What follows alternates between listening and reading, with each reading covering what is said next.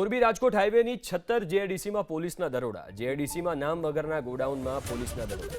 સ્થાનિક પોલીસે 988 પેટી વિદેશી દારૂ ઝડપી પાડ્યો છે. દારૂનો જથ્થો ઝડપી પાડ્યો છે.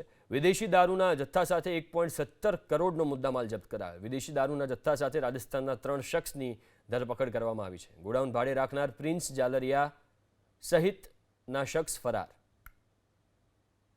જીજે 36 પાસિંગની બોલેરો પિકઅપ અને આરજે પાસિંગનું એક ટ્રેલર મળી આવેલ.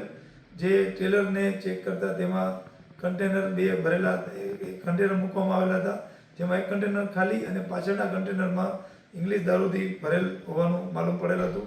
અને આ સાથે 3 ઈસમોની ધરપકડ પણ કરવામાં આવી છે, જેમાં કમલેશ સનોફ બાબુભાઈ વડેરા, જીતમલ સનોફ કાલિયા કટારા, નાનીલાલ સનોફ વાલિયા સિંગાળા બધા બાંસવાડા જિલ્લાના રાજસ્થાનના રહેવાસી હોવાના અને દારૂનો માલ ઉતારી રહેલ હોવાની વિગત સામે આવી હતી.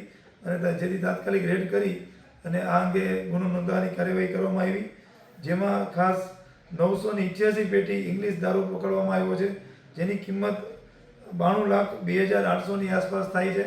અને કન્ટેનર તેમજ મોબાઈલ અને બોલેરો પિકઅપ એમ કુલ થઈને મુદ્દામાલ 1,17,22,800નો મુદ્દામાલ ટંકારા પોલીસે પકડી પાડેલ છે.